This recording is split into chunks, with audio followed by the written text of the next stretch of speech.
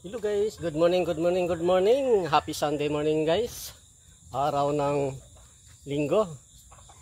Pizza 30 guys. Magtapos na itong buwan na November.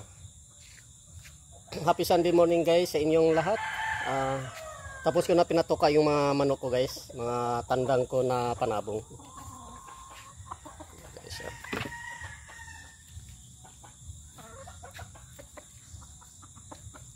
ayan.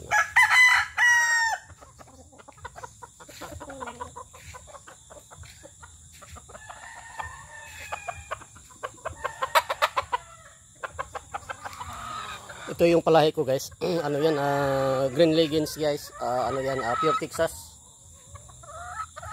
Palahi ko yan. Ito naman pure na native. Okay, Tagalog na Tagalog guys. Sa tulaok lang wala na. Native talaga. Yung Tagalog na Tagalog, pangkatay naman yan guys. Ito naman crossbreed, may lahi ito. Tabingi lang buntot. Pati ito may lahi din to. Magkapatid yan guys. Ayun. Yan, apat sila magkapatid guys. Apat. Ito yung pangatlo. Yan. Ang palahi ko yan. Saka ito, magkapatid. Apat lang sila guys. Apat lang sila magkapatid.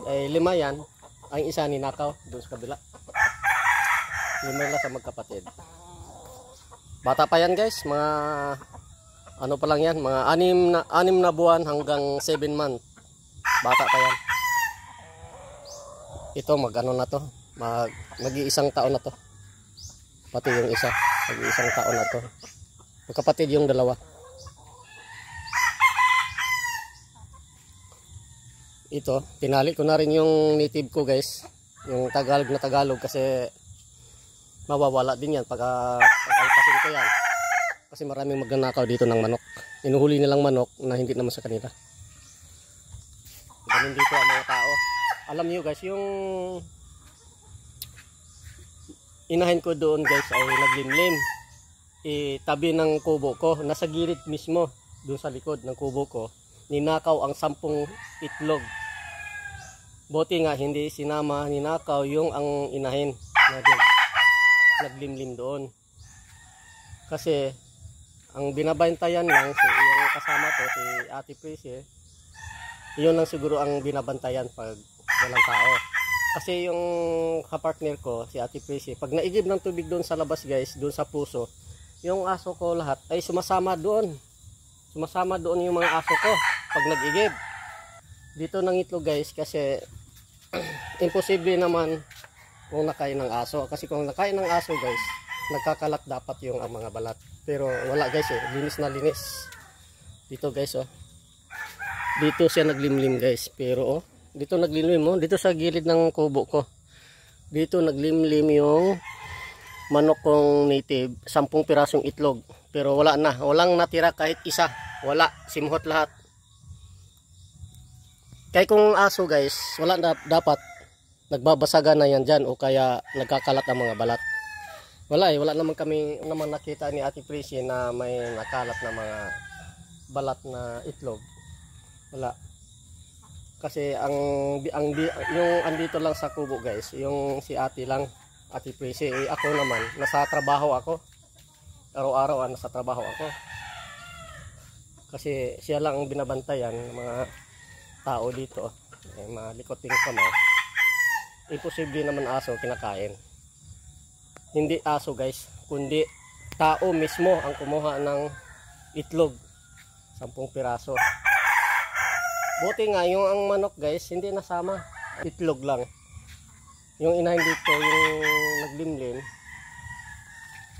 baka naggala-gala siguro. Wala dito nagpapatok ako ng mga manok, wala sa dito.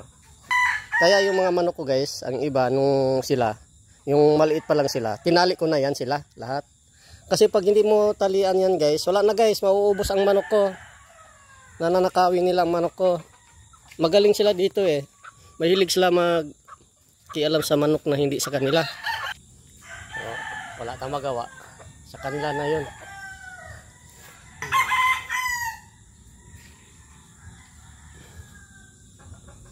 Ito naman guys, wala naman tong lahi. Tagalog naman yan.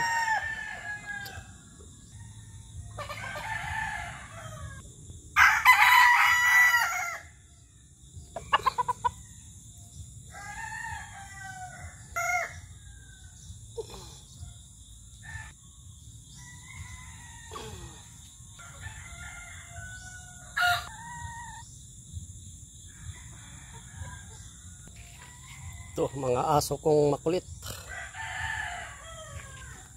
Pito yan sa lahat guys. Pang pito yung tuta. 6 ang malaki. Dito yung 4. Yan ang 2 andito sa gilid guys ng kubo ko. Dito natago. Dito oh. Gilid.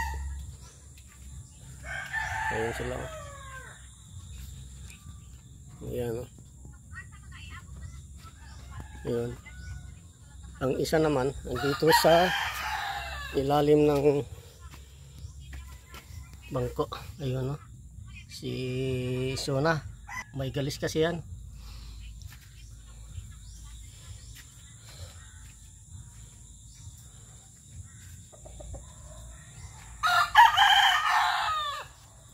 Okay guys, ingat guys. Bye bye, ingat.